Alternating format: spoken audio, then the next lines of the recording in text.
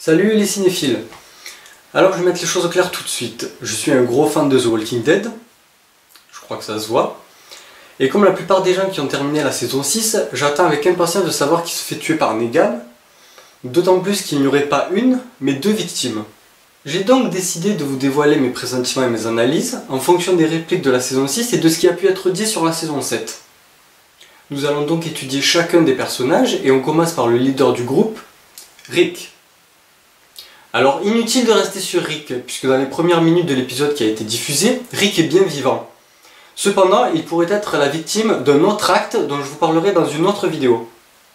Bien, Rick étant sauvé, penchons-nous maintenant sur l'autre membre de la famille Grimes, Carl. Pour moi, Carl est toujours vivant, pour la simple et bonne raison que Negan annonce une fois qu'il a fait son choix. S'il y en a un qui bouge, vous arrachez l'œil qui reste au gamin et vous le faites bouffer à son père. Ce qui devrait conclure que Negan n'a pas choisi Carl. Pour Michonne, c'est un peu pareil. L'actrice a déclaré lors d'une interview que Michonne souhaitait redécouvrir le rôle de mère avec Carl, ce qui ne pourra être fait si l'un des deux meurt. Passons à notre arbalétrier préféré, Daryl. Bon, Daryl tout simplement ne peut pas mourir, car la série perdrait beaucoup de son audience si les créateurs décidaient d'éliminer le personnage le plus badass de la série. Sans oublier que Daryl est déjà blessé puisque Dwight lui a tiré dessus. Pour Abraham, l'acteur a aussi fait une déclaration. Il a dit que nous allions vivre, pour la saison 7 du moins, dans un monde où se côtoient Negan et Abraham, ce qui laisserait entendre qu'il a survécu lui aussi.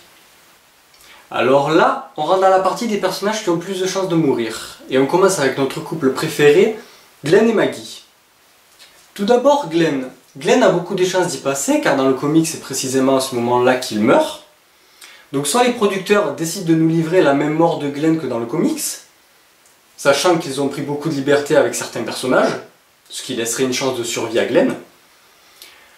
Soit ils décident de s'acharner sur sa charmante épouse Maggie, qui aurait, je pense, un impact aussi important que la mort de Glenn, sachant que comme les deux sont liés, Glenn serait beaucoup affecté par la mort de Maggie.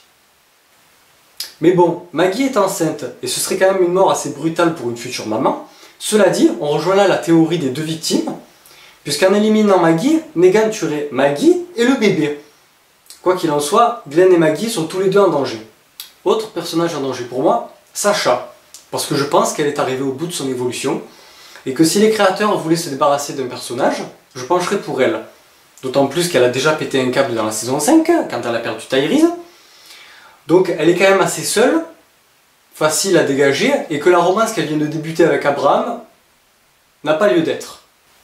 Pour Rosita, c'est vraiment du 50-50. Je n'ai rien vu de spécial sur elle, je sais juste qu'elle est encore en vie après cet épisode dans le comics. Donc vraiment, mystère. Alors là, on arrive à mes deux favoris, Aaron et Eugène. Tout d'abord, je pense que c'est Aaron, car il a rejoint le groupe très récemment, depuis Alexandria, et que je pense que personne n'a eu le temps de s'attacher à ce personnage. Donc, dernier arrivé, premier dégagé. Pour Eugène, c'est un peu compliqué. Honnêtement, je suis encore quasiment sûr que c'est lui qui doit mourir. Mais avec quand même une petite réserve. Lors de la saison 6, Eugène découvre un endroit pour fabriquer des cartouches soi-même. Il dessine donc les plans pour les concevoir. Sauf qu'avant le final, avant de se faire capturer par Negan, il remet tous les plans à Rick en lui disant « S'il m'arrive quelque chose, voici un endroit, voici comment fabriquer des balles soi-même. Et Abraham te montrera où tu pourras les construire. » Ce qui signifierait pour moi que les scénaristes n'ont plus besoin d'Eugène et qu'ils ont gardé quand même le moyen de concevoir des balles soi-même. Mais comme je vous ai dit, il y a une petite réserve. En voyant les premières minutes de l'épisode 1 de la saison 7 qui est sorti, nous voyons que Rick a une marque sur la joue droite, ce qui signifie que Negan a frappé quelqu'un à la droite de Rick.